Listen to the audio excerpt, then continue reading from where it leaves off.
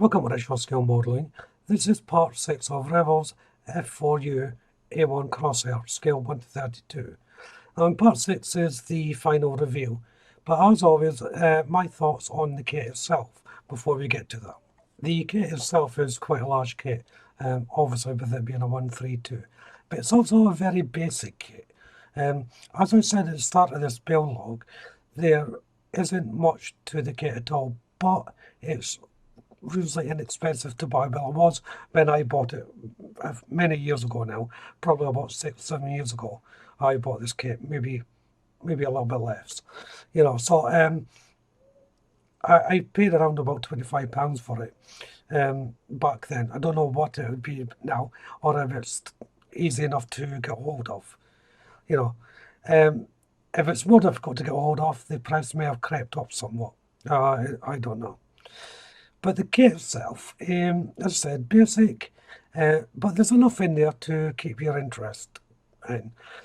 The experienced average builder could add a couple of details in it if they want to, but there's not much room to add things into it. This is an ideal kit for a beginner though, because of the scale. There's not so many fiddly little parts.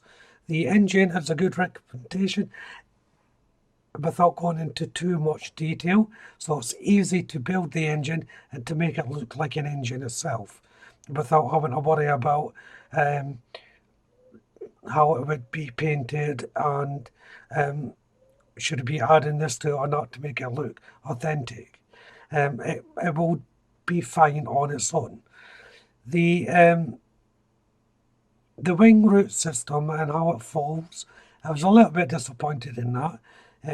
Only because I wanted them to be able to either display in the folded or in the non-folded position. I didn't want to have to choose between both. I wanted to have it 1 week, say the wings down, next week the wings up. I did try to do this, but the gap, once the wings were back down in their lock position, there was just too much of a gap to worry about it. Now, I could have added a little bit of plastic to that to stop that, but that's not the point of this kit. The kit is basic for a reason, so I didn't want to add that to it. I'm sure there's other kits out there that you can have the wings open and closed whenever you like instead of one fixed position. Actually, I'd be interested to find out what kits are available for that. The other part of the kit that I didn't like was the canopy. Now, the canopy, when in its closed position, there was a big gap between the airframe and the front part of the canopy. It was too much to fill in, so I decided to have the canopy open. It's a shame because it would have looked good with the canopy closed. But those two little niggling issues, you're able to get around with easy enough. As I said, so as a beginner, if you're a beginner, you can build this kit quite confidently, I would say. And as well, the paint choices on the instructions. For me, and this is my personal way, I don't like mixing colours. So there was too much colour mixes going on in the build, even though it was a basic kit. I think Revell kits suffer for this quite a lot actually.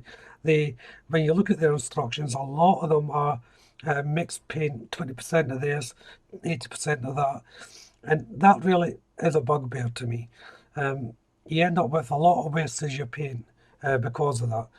But if you're lucky enough to have different brands of paint, which I do, then there's a good chance that you can find a shade that you're happy with instead of mixing.